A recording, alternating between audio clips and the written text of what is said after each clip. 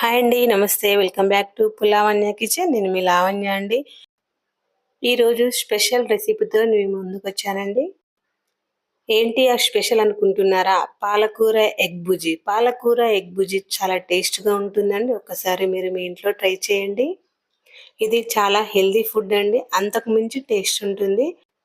మీరు నా ఛానల్ని కొత్తగా చూస్తున్నట్టయితే సబ్స్క్రైబ్ చేయండి, లైక్ చేయండి, షేర్ చేయండి.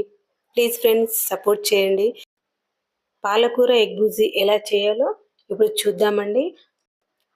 పాలకూర కట్టెలు ఒక 4 తీసుకున్నానండి. శుభ్రంగా కడుక్కొని పెట్టుకోవాలి. ఇలా కడుక్కున్న పాలకూరని ఇలా చిన్నగా కట్ చేసుకోవాలి. ఇలా కట్ చేసుకున్న తర్వాత మనం స్టవ్ పైన గిన్నె పెట్టి అందులో 4 స్పూన్ ఆయిల్ వేసుకోవాలి. పాలకూర ఎగ్ బుజీకి ఆయిల్ కొంచెం ఎక్కువనే వేసుకోవాలండి.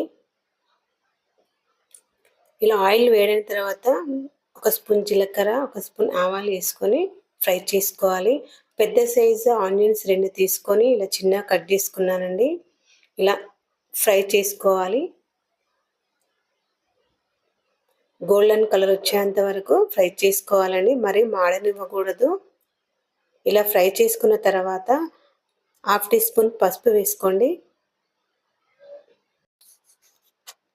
ఒక 4 పచ్చిమిర్చి కట్ చేసుకొని వేసుకోండి.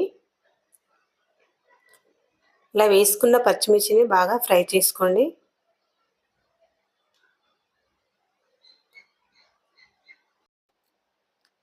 ఈ రకంగా ఫ్రై అయిన తర్వాత మనం ముందుగా కట్ చేసి పెట్టుకున్న పాలకూరను ఇందులో వేసుకోండి.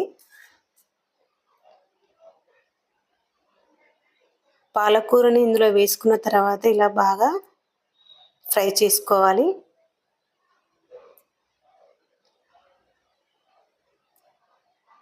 వాటర్ అంతా ఇమిరిపోయేంత వరకు మనం ఇలా మూత పెట్టకూడదండి. ఇప్పుడు ఇందులో 1/2 టీ స్పూన్ సాల్ట్, ఒక స్పూన్ కారం మీకు టేస్ట్కి తగ్గట్టు వేసుకోండి.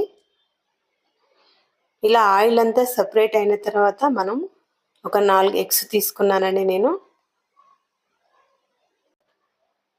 ఈ ఎగ్స్ని స్పూన్ తోటి ఫ్లఫీగా బీట్ చేసుకోండి. నూనె సపరేట్ అయిన పాలకూర మిక్చర్లో ఇప్పుడు మనం ఇది వేసుకోవాలి. ఫ్లేమ్ హైలో పెట్టుకొని 1 నిమిషం పాటు ఉంచి బాగా కలుపుతూ ఉండాలి. ఈ ఎగ్ బుజీ అనేది ఎలా కలుపులో దాబా స్టైల్లో చెప్తానండి.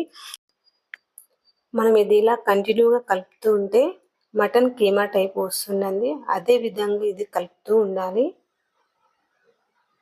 ఇలా నెమ్మదిగా కలుపుతూ ఉండాలి. ఇప్పుడు ఫ్లేమ్ మీడియంలో పెట్టుకోండి. ఇలా కంటిన్యూ కలుపుతూనే ఉండాలండి. ఇలా మటన్ కీమా టైప్ వస్తుంది.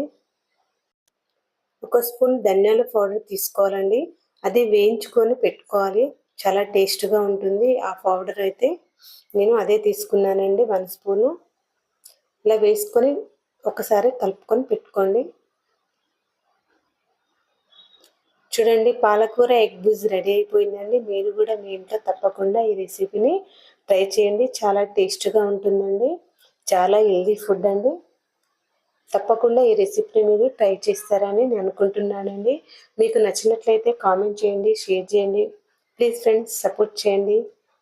Thank you friends.